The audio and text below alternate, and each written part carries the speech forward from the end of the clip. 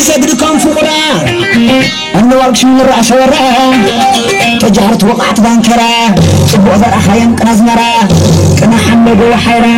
كمدنا فحصا ناسين كله جرا أتخلون تراك عصعي عصير ودعنا وأنباسرا عصير ودعنا وأنباسرا እንግዲህ አፄ ዮሐንስ ስለ ጦርነት ብቻ ነው ታሪካቸው የሚወራው ዲፕሎማሲ ላይ ደግሞ በጣም ጠንካራ እንደነበሩ ከሚያሳዩን ነገሮች እዚህ ጋር እንመለከታለን እንደነዚህ አይነት ተቃዋቾች ብዙ ቦታ ላይ እናያለን ከእንግሊዝዋ ንግስት ቪክቶሪያ በስጦታ የተላኩላቸው ናቸው ይሄ ቤተ መንግስት መሰራት ራሱ የዲፕሎማሲያቸው ውጤት ነው ሁለት ጣሊያናውያን በህንጻው ዲዛይን ስራ ላይ ሰርተዋል በተለይ ከሉዓላዊነት ጋር ተያይዞ የሚነሱ ነገሮች አሉ በተለይ ከእንግሊዝ ጋር የነበራቸው ዲፕሎማሲያቸው ደግሞ ከጣሊያንም ጥሩ ግንኙነት ከነበራቸው ከዛ በኋላ ደግሞ በሀገር ሉዓላዊነት ሲመጣ ጉዳይ ከሆነ ደግሞ ወደ ጦርነት የሚገቡ እንደነበሩም ሁለት ሰዎች ማለት ይችላል እንዴት ነው የሚገለጸው ሉዓላዊነትና ዲፕሎማሲያቸው እንዴት ይገለጻል እንዴት እናቆራኝ አሁን ለምሳሌ ምንድነው አፄ ዮሐንስ ምንም ማይደራደሩበት ጉዳይ ቢኖር የአገራቸው ሉዓላዊነት ነው ለምሳሌ በአፄ ቴዎድሮስ ጊዜ ጀነራል ላፔር ናቪጌት ሲያደርግ ወደዚህ ወደ ኢትዮጵያ ሲመጣ መጀመሪያ ወደ ባህረ ነጋሽ የነበሩት አካባቢ አይ ካሳ ምርጫ የሚባል ሎካል ገዢ አለ ከአፄ ቴዎድሮስ ከታች ያለው ያው ከአፄ ቴዎድሮስ ጋር ጥሩ ግንኙነት የሌላቸው የነበረ ይሆናል ጊዜ ጥሩ ግንኙነት አልነበረም የጀነራል ላፔር ወደዚህ ሲመጣ ግን አንዳንድ የታሪክ ጻፊዎች መርተው ሁሉ ጦርነቱ ላይም ተካፍሏል የሚሉ የታሪክ ጻፊዎች አሉ ስህተት ነው ሙሉ ለሙሉ ምንም አይነት ድርድር ያልነበራቸው ንጉሠ ነገሥት ናቸው ህይወታቸውን አሳልፈው የሰጡ ንጉሠ ነገሥትም እንደሆኑ ታሪክ ላይ አይተናል እንዲያውም የስልጣን ጉጉት ቢኖራቸው ፓወራቸው ዲሰንትራላይዝ ያደርጉ አከፋፍለው ነበር የስልጣናቸው ሸዋ ላይ ያሉት ንጉስ ሸዋን ያስተዳድሩ ጎጃም ላይም እንደዚሁ ወሎ ላይ የጠቅላይነት ወይ ተፍልቆ የመግዛት ሁኔታ አልነበራቸው እዚህ ወደ አፄ ዮሐንስ ወይ ወደ ካሳ ምርጫ መጠቀኑ ነገር ትክክል አይደለም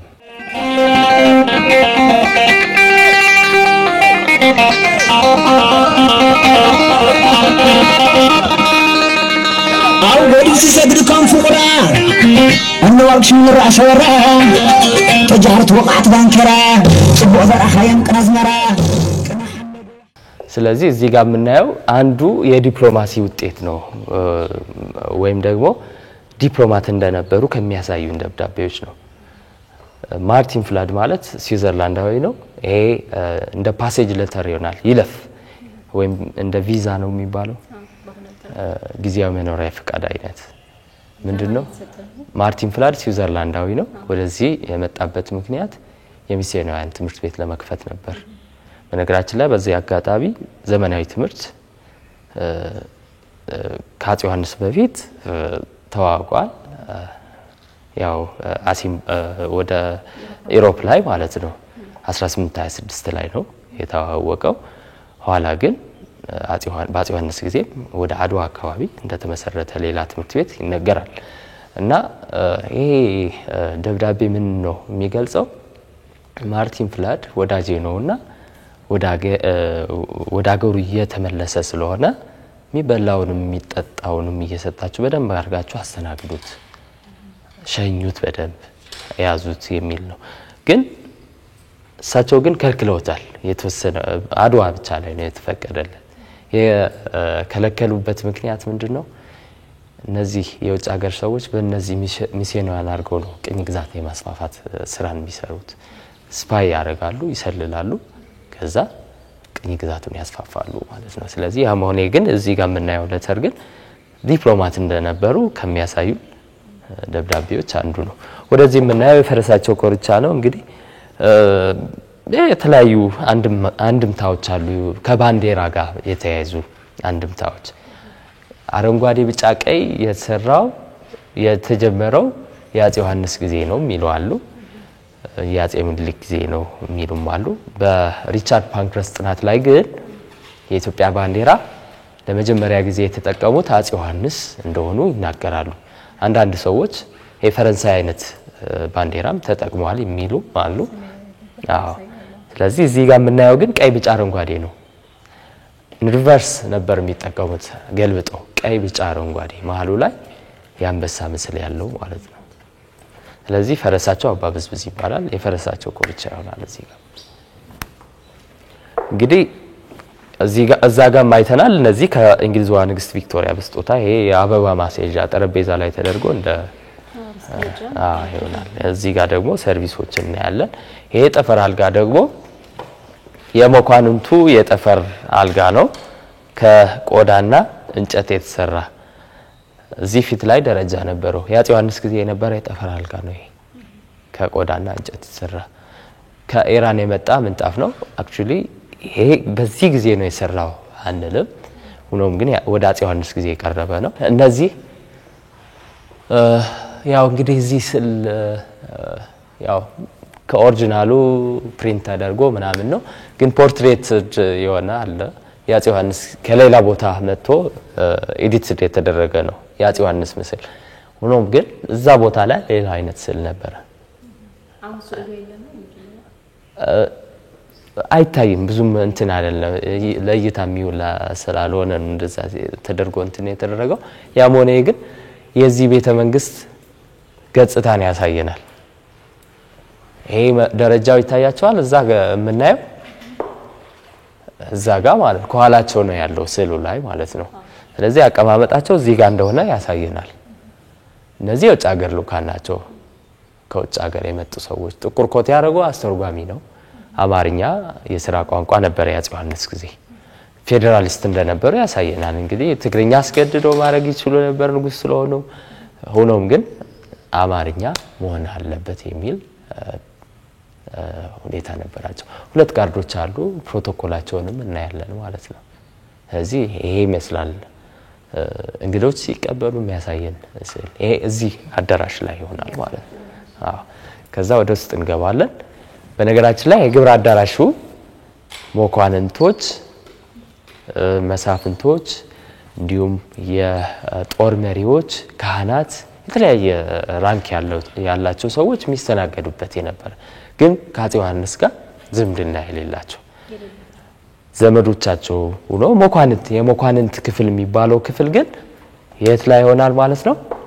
አሁን ወደ ምንገባበት አዳራሽ የአዳራሹ ክፍል ነው ግን ለብቻው የተሰራ ይሆናል። ስለዚህ እዚህ ጋር የአጼ ዮሐንስ ልጆች የልጅ ልጆችን እንመለከታለን። እነዚህ ከፈረንሳይ በስጦታ የተላኩ ወንበሮች ናቸው።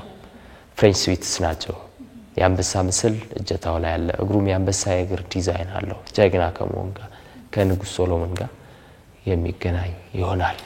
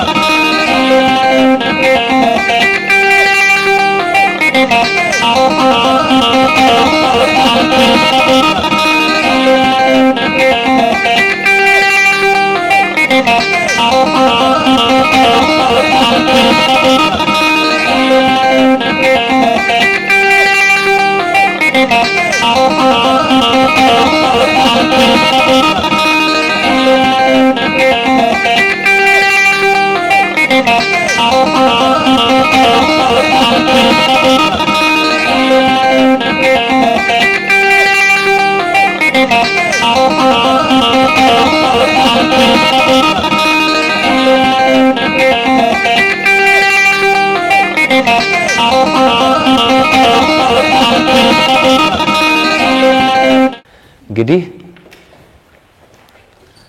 የአፄ ዮሐንስ ልጃቸውን እዚህ ጋር እንመለከታለን አራያ ስላሴ ይባላል ማለት ነው ካፋራ የተወለዱ ልጃቸው ይሄ ነው ግን አንድ ልጅ ወልደዋል ራስ ጉጉሳ ይባላል በ21ኛው አመቱ ነው የሞተው አማማቱ አንዳንዶቹ ጦርነት ላይ ነው የሞቱ ሚሉም አሉ በህመም ምክንያት ነው የሞተው ሚሉም አሉ ማለት ነው ስለዚህ አራያ ስላሴ እዚህ ጋር እንመለከታለን ራስ ጉጉሳ አራያ ስላሴ እስከ 1938 ባለው ጊዜ የግማሹን ትግራይ ያስተዳድሩ ነበር ግማሹ ደግሞ ራስ ስዩም ሌላኛው የልጅ ልጃቸው ግማሹ ስንል ለምሳሌ የራስ ጉጉሳ እንደርሳ ራያ ተንቤን አጋመ አካባቢ ያስተዳድሩ ነበር ሌላኛው ማከለኛውና ሰሜን ምዕራብ የሚባለው እስከ ወልቃይት ድረስ እስከ ሁመራ አካባቢ የነበረው ደግሞ ራስ ስዩም መንገሻ ያስተዳድሩ ነበር የልጅ ልጃቸው ሁለቱም የልጅ ልጅ ናቸው ያኛው በራስ መንገሻ ዮሐንስ ይሆናል ሁለተኛው ራስ ጉጉሳ ደግሞ በራስ አራያ ስላሴ ይሆናል ማለት ነው እሳቸው ከሞቱ በኋላ ግን ከ1938 በኋላ ያለው ጊዜ እስከ 53 ባለው የራስ ስዩም ግዛት ይሆናል ሙሉ ጠቅላይ ገዢ ይሆናሉ የትግራይ ስለዚህ ይሄ ጎፈር ካባ ነው በጣም የሚያምር ነበር ይሄ የራስ ጉጉሳ ነው ፈርጦች ነበሩት የሚያንጸባርቁ ፈርጦች ያው ቆርጠው ወስደውታል ማለት ነው ምን አይነት ፈርጥ እንደሆነ አይታወቅም 2013 ላይ ማለት ነው ጦርነቱ ላይ ማለት ይሄ ክብር ካባቸው ነው የሳቸው የውስጠኛው ልክ እዚህ ጋር እንደምናየው አይነት ተመሳሳይ ነበረው እሱም ተሰርቋል እንግዲህ እዚህ ጋር ብንመለከተው የራስ ጉጉሳ ቀሚሳቸው ይሆናል ቦጫባቸውንም እዚህ ጋር እናያለን እዚህ ጋር የምናየው ደጃዝማች ኃይለ ሥላሴ ጉጉሳ ከዘነበወርቅ ኃይለ ሥላሴ ጋር የአፄ ኃይለ ሥላሴ ልጅና የአፄ ዮሐንስ የልጅ ልጅ ይሆናሉ ሶስተኛ ዘነበወርቅ መታሰቢያ ሆስፒታል አለርት ሆስፒታል ለሷ መታሰቢያነት የተሰራ ይሆናል ማለት ነው እዚህ ጋር የራስ ጉጉሳ የበቅሎ ኮርቻቸው እንመለከታለን ከናለንጋው ከስር ደግሞ ጌጣጌጦች የበቅሎዋ ጌጣጌጦች እንመለከታለን የበቅሎዋ ጌጣጌጦች ናቸው አንገት ላይ ምናምን የሚንጠለጠሉ እነሱ እየተከተሉ ለራስ ጉጉሳ ይሄ ቤተ መንግስት እነሱ ነበር የሚያስተዳድሩበት ራስ ስዩምም ነበሩበት ራስ ጉጉሳም ነበሩበት መቼ ነው ወደ ሙዚየምነት የተቀየሩናት እነሱ ወደ ሙዚየምነት የተቀየረበት ጊዜ በራስ መንገሻ ስዩም ጊዜ ነው ያው 60ዎቹ አካባቢ ግን ብዙም ያን ያክል አልታየም ናዚ ጋር ራስ መንገሻ ዮሐንስን ያያለን አድዋ ጦርነት ላይ ትልቅ ሚና ከነበራቸው የጦር መኳንንቶች አንዱ ናቸው እሳቸው ነበር አልጋዋራሽ እንዲሆኑ የተናዘዙት አፄ ዮሐንስ ምክንያቱም ራስ አራያ ስላሴ በህመም ምክንያት ስለሞተ በህመም ወይም በጦርነት እና ወደዚህ የምናየው የራስ ስዩም መንገሻ የክብር ካባቸው ነው ራስ ስዩም ማለት የእሳቸው ልጅ ናቸው እኚህ ከ1938 እስከ 53 ባለው ጊዜ ትግራይ ጠቅላይ ገዢ ነበሩ 53 ላይ ገርማሜ ነዋይና መንግስቱ ነዋይ መፈንቅለ መንግስት ሲሞክሩ 60 መኳንንቶችን ነበር የገደሉት ከተገደሉት መሃል አንዱ ናቸው ወርሰጌ የሚባል ጦርነት ተዋግተዋል ጣሊያናውያንን ያሸነፉ ናቸው በወርሰጌ ማለት ተንቤን እና ብቸኛ ያሸነፉ ናቸው የሶርድፊሽ የሚባል ያሳዝር ያለ ለሳቸው ስጦታ ይሆናል ለቤተ መንግስቱ ስጦታ ነው ኖርማል ይሄ ቤነቶ ሞሶሎኒ ምስል ነው ከተማ ላይ እንዲተክሉት ነበር ያሰቡት እና ይሄ ተማርከዋል ማለት ነው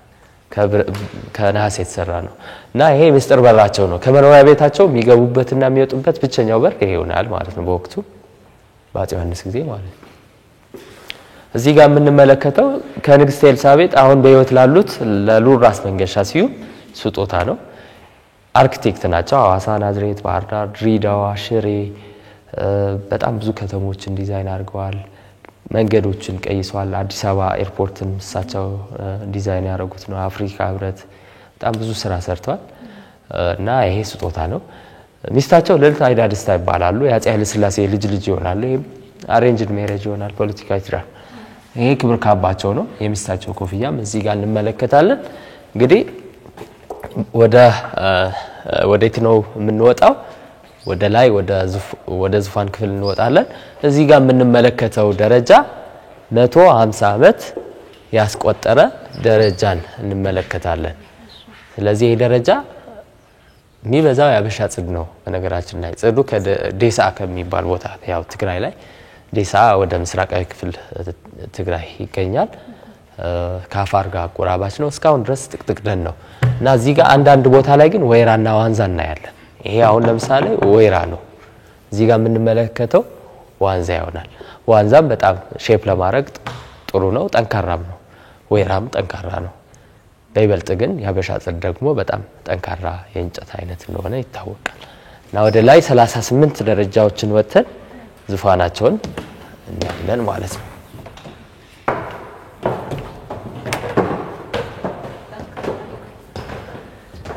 እሺ ስለዚህ ወደ ዙፋን ክፍሉ እየቀረብን ነው ማለት ነው እንግዲህ ከዙፋናቸው በፊት ግን ምናየው ይሄ ዌይቲንግ ሩም አይነት ምንለው ማለት ነው እዚህ ጋር ለተወሰነ ጊዜ የሚቆዩበት ከዙፋን ክፍል ከመግባታቸው በፊት የሆነ ጉዳይ ያለው ሰው እዚህ ጋር እንዲቆይ ይደረጋል እስኪጠራ ድረስ ማለት ነው እና ወደዚህ ምናየው ለንግስት ቪክቶሪያ የተላከላት ደብዳቤ ነው ያው ዲፕሎማሲ እንደነበራቸው የሚያሳየን ነው ከፈረንሳያኑ ጋር ከእንግሊዛውያኑ ጋር ከጣሊያናውያኑ ጋር ግንኙነት ነበራቸው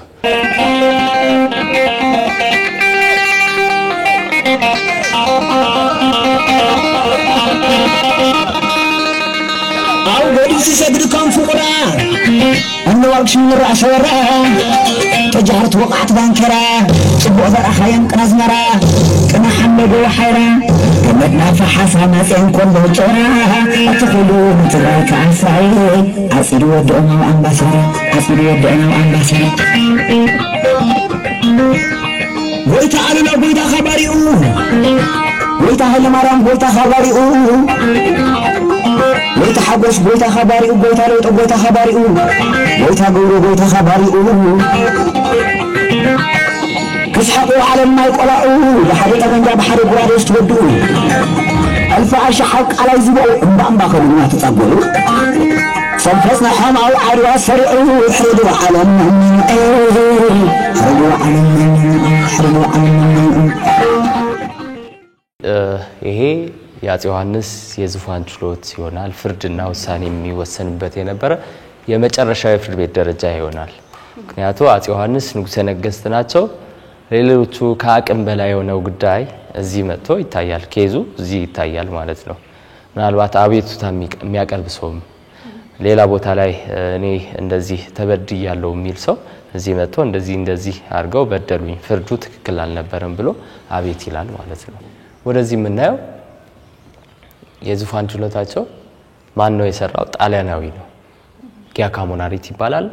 አጋጅም ነበረው ሙሴናሪት የሚባል ማለት ነው እና ሲሰራ በዲዛይን ደረጃ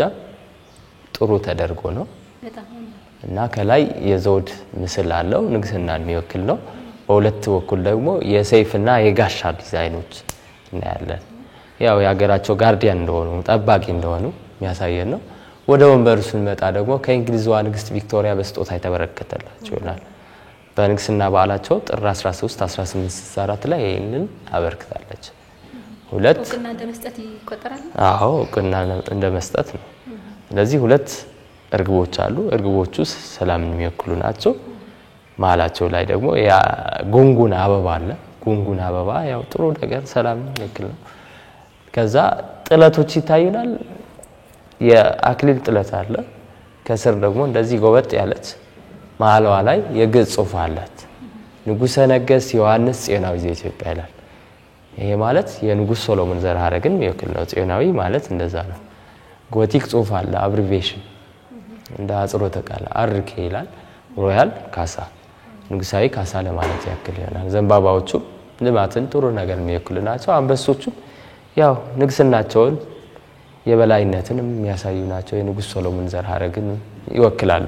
እዚህ ጋር ያጽ ዮሐንስ ጻፊ ትእዛዞችና ማካሪዎች የሚቀመጡበት ወንበሮች የነበሩ ይሆናሉ ማለት ነው እንግዲህ እዚህ ጋር ደግሞ ለማህሙድ ጦፊቅ ግብጻዊ ነው ግብጻዊ ኮማንደር ነው ለማህሙድ ጦፊቅ የተላከ ደብዳቤ እዚህ ጋር እንመለከታለን ይሄ መጀመሪያ የሀገሬ ጉዳይ ነው የሚቀድመው አይነት እንዲሁም እናንተ እንደዚህ ማታለል አትችሉም የሚል መልእክትም አለው ምንድነው መጀመሪያ ሁሉ ጊዜ ሲጽፉ በነገራችን ላይ እኔም ሰራዊቴም ደህና ነን እግዚአብሔር ይመስገን ነው የሚሉት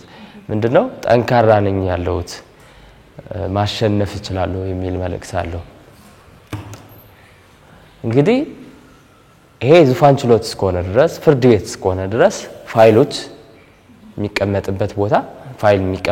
ቦታ ያስፈልጋል እና ይሄ ፋይል ካቢኔት ይሆናል ማለት ነው ይሄ ደግሞ የአፄ ዮሐንስ የክብር ካባቸው ነው የራሳቸው ክብረ በዓል ላይ ይሄ ብቻ አይደለም የክብር ካባቸው አክሱም ጽዮን ላይ ሙዚየሙ ላይ ያለው በተለያዩ ገዳማት ላይ ናሽናል ሙዚየም ላይ ብሔራዊ ሙዚየም ላይ በኢትዮጵያ ደረጃ በጣም ብዙ ቦታ ላይ የአፄ ዮሐንስ የክብር ካባ ብዙ እናገኛለን ማለት ነው በስጦታም የተበረከቱ አሉ ዲዩም ተዘርፎ የሄዱም አሉ ማለት ነው እና እነዚህ ደግሞ ማተሞቻቸው ናቸው እኛዋ ከመንገሳቸው በፊት ነች ሌሎኞቹ ደግሞ በንግስና ጊዜያቸው ላይ ይሄ አሁን ደጃዝማች ይላል ንጉሰ ነገስት ነው ግን ፕሪንቲንግ ላይ ትንሽ ስተት ስለነበር ነው አረብኛ በዓለም አቀፍ ቋንቋቸው አርገው ይጠቀሙበት ነበር አዎ ስለዚህ በነገራችን ላይ ከእስልምና ሃይማኖት ጋር በተያያዘ አፄ ዮሐንስ እስልምና ሃይማኖት እንደሆኑ ነው ታሪክ ላይ የጻፈው አዎ ያው የተወሰነ ሚስቴክ ሊኖር ይችላል ሆኖም ግን አፄ ዮሐንስ እንዲያውም በጣም የተለየ ክብር እንደነበራቸው የሚያሳዩን ነገሮች አሉ የመጀመሪያ መስጊድ መቀለ ከተማ ላይ በመቀለ ደረጃ እኩል እድሜ ያለው ከከተማዋ ጋር 153 አመት እንዲሁም ከቤተ መንግስቱ ጋር እኩል እድሜ ያለው መስጊድ አለ አንዋር መስጊድ ይባላል ከዚህ ቤተ መንግስት ጋር ትይዩ ነው ፊት ለፊት ነው almost 300 ሜትር ቢርቅ ነው ስለዚህ የሚወራው ነገር ትንሽ ከባድ ለምሳሌ ያክል ነው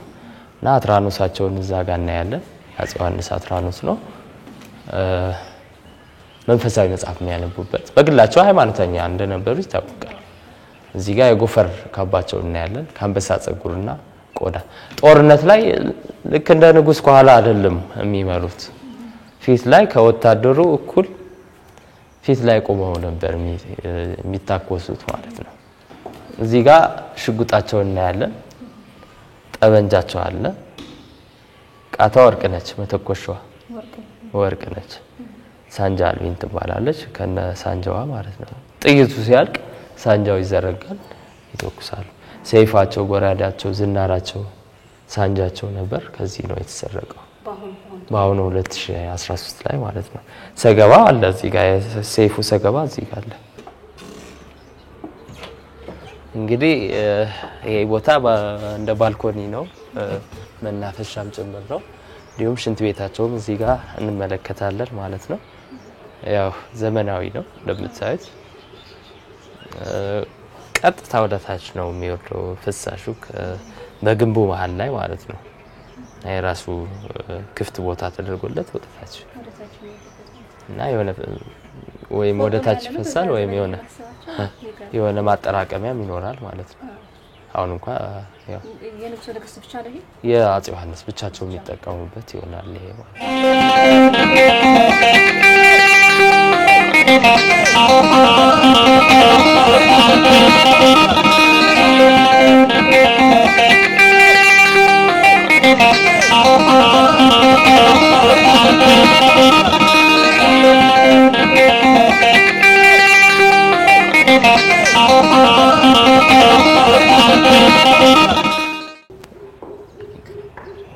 እንግዲህ ወደ ሰገነቱ ወተናል አሁን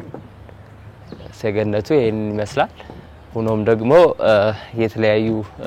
የሃይማኖታዊ እንቅስቃሴዎችም ያደርጉበት ነበር የቅዱስ ገብርኤልና የቅዱስ ሚካኤል ታቦቱም እዚህ ላይ ነበሩ ቤተሰቦቻቸውና እሳቸው ሃይማኖታዊ ስርዓት ወይም ደግሞ ጸሎት የሚያደርጉበት ቦታ እዚህ ጋር ይሆናል ማለት ነው እንደ ቤተክርስቲያን ያገለግላል አዎ ገበዞች ነበሩት የሚያገለግሉ ዲያቆንም ያስፈልጋል ዲያቆን ነበረው ማለት ነው። ቅድም ያልከኝ መስጊድ ወር ከቤተ ክርስቲያናቸው ትይዩ ያልከኝ መስጊድ ነው? አዎ እዚህ ቅርብ ላይ ያለው ቦታ መስጊዱ አንዋር መስጊድ ነው። የአፄ ዮሐንስ ጊዜ የተመሰረተ መስጊድ ነው። አዲስላም የሚባላል ቦታው ለብቻው። አፄ ዮሐንስ ከግጀት የሚባል ቦታ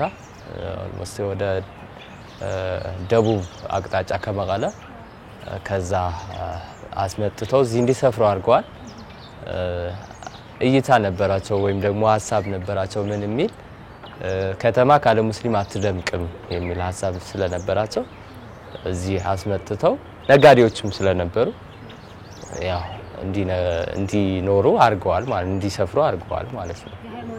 ምሳሌ ናቸው ማለት ይችላል። አዎ ምሳሌ ናቸው ብለን እንገምታለን ማለት እናስባለን። ያው እንግዲህ የቤተ መንግስታቸው ይሄን ይመስላል። መኖሪያ ቤታቸው ደግሞ መኝታ ቤት፣ ሳሎናቸው ወይም ደግሞ ማረፊያ እንግዶች የሚቀበሉበት ኪችናቸው እይታ ላይ ያለው ግምጃ ቤትና እንዲሁም የበቅሎ ቤትም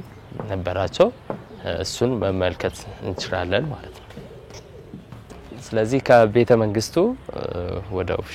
ኦፊሻል ስራ የሚሰሩበት ቀጥለን መኖሪያ ቤታቸውን እናያለን። መኖሪያ ቤታቸው ጋር 5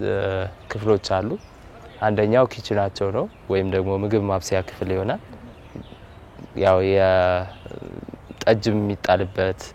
ምግብ የሚበስልበት ክፍል አለ የአፄ ዮሐንስ ማለት ነው። እንዲሁም እዛ ጋር የአፄ ዮሐንስ የበቅሎ ክፍል በቅሎ የሚታሰርበት ክፍል ይሆናል። በዛ በኩል ስቶራቸው የሆነ ስቶር የሚደረግበት ይሆናል። ከላይ ደግሞ መኝታ ቤታቸውና ሳሎናቸው ጋር እናያለን። መኝታ ቤታቸው አልጋቸው በጣም ከፍ ያለ ቦታ ነው። ከፍ ተደርጎ ነው የተሰራው። ለምንድነው? ጦርነት ላይ ስለሚጠቀሙበት ቅዝቃዜ እንዲሰማቸው ቀዝቀዝ እንዲላቸው ተደርጎ ነው የተሰራው። ይፈታታል፣ ተገነጣጥሎ የሚሄድ ነው። እንዲሁም ወደ ሳሎናቸው ደግሞ ያው ተሰብሯል በሩ በነበረው ሁኔታ ላይ ማለት ነው። ሳሎናቸው ደብዳቤ ነው ያለው። ደብዳቤው ማየት ይቻላል። እንግዲህ ይመስላል ማለት ነው። እንግዲህ ያው ንጉሱ በተለይ በወጣትነት ጊዜያቸው የነበራቸው አልበገር ባይነት ያው ከነገስታቱም ቅድም የነገርከኝ ታሪክ አለና ወጣቱ ትውልድ ከእሳቸው ምን መማር ይችላል? እስከ መስዋዕትነት የደረሰ የሀገር ፍቅር ለሉዓላዊነት የከፈሉት መስዋዕትነት ዛሬ እንግዲህ እያሰብን ያለነው በመተማ መስዋዕትነት የከፈሉበት ዕለት ነውና ወጣቱ ትውልድ ምንድነው መማር ያለበት? በተለይ ታሪክ ስናስብ ከታሪክ ወጣቱ ትውልድ ምንድነው መማር ያለበት? እንዴት ነው ታሪክ ማቀብ ያለብን የሚለው ትንሽ እናንስ። ያው እንግዲህ አፄ ዮሐንስ ስለ ሀገራቸው ሁሉም ነገር አድርገው አልፈዋል እንደምናየው ማለት ነው። የወጣቱ ትውልድ ምንድነው ከአፄ ዮሐንስ ታሪክ መማር ያለበት ሲባል ስለ ሀገር ወዳጅነት ሲባል ሁሉ ያለህን ጊዜ ህይወትንም እስከ መስጠት ድረስ ማለት ምክንያታዊ በሆነ መልኩ ስለ ሀገሩ መቆም መቻል ነው። ሀገርን ማገዝ ወይም ደግሞ ስለ ሀገር መቆም ሲባል ግን ሪዝነብል በሆነ መልኩ በእውቀትም ሊሆን ይችላል፣ በስራም ሊሆን ይችላል ስለ ሀገር መቆም የሚል መልእክት ያለው ይሆናል በአሁኑ ጊዜ ማለት ነው። መልካም ቀደም ዞር ብለን እንዳየነው ያው ሙዚየሙ አንዳንድ በተለይ በጦርነቱ የደረሰበት ጉዳትም አለ፣ የተዘረፉ ቅርሶችም እንዳለ ገልጸውልኛል እና የሚመለከታቸው አካላት የፌዴራል ባህልና ቱሪዝም ፌዴራል ሚኒስቴር እንደሆነ ባህልና ቱሪዝም የዓለም አቀፍ የቅርስ ተቋም ምንድነው ማድረግ ያለባቸው በመልእክት ያስተላልፍና እንግዲህ ቤተ መንግስቱ እንዳየለው ጉዳትም ደርሰውበታል። የተዘረፉ ቅርሶችም አሉ። አንደኛ አፋጣኝ የሆነ ጥገና እንዲደረግለት ለመንግስት ማስተዋወቅ እንፈልጋለን። ሌላ ነገር ደግሞ በሆነ ምክንያት በጥሩም ሊሆን ይችላል በሆነ ምክንያት የአፄ ዮሐንስን የሚመለከት ቅርስ በሰው እጅ ላይ ካለ ምንም አይነት ተጠያቂነት ወይም ወደ ህግ የሚያስወስድ ምናምን ነገር አይኖርም።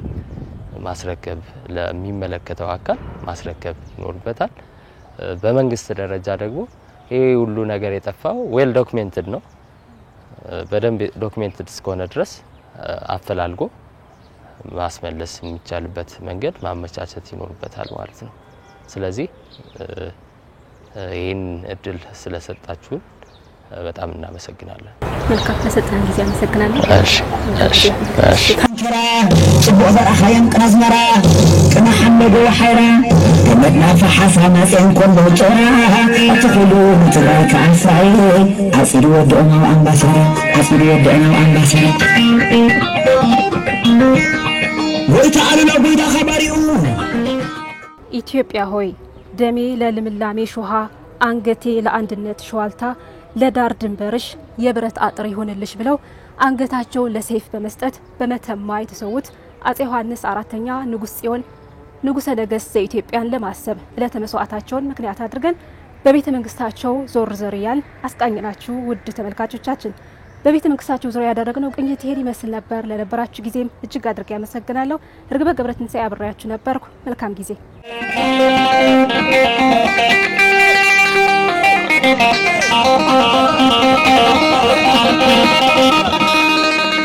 أو قديس سجد كان فورا أنا وقت من الرأس ورا تجارت وقعت بانكرا صبوا برخايم قنازمرا كنا حمدوا حيرا كمدنا فحاسا ناسين كله جورا اتخلوا متراك عصعي عصيروا ودعنا وانباسرا عصيروا ودعنا وانباسرا ويتعالوا بيدا خباريو ويتا هل مرام ويتا خباريو ويتا حبوش ويتا خباريو ويتا لوط ويتا خباريو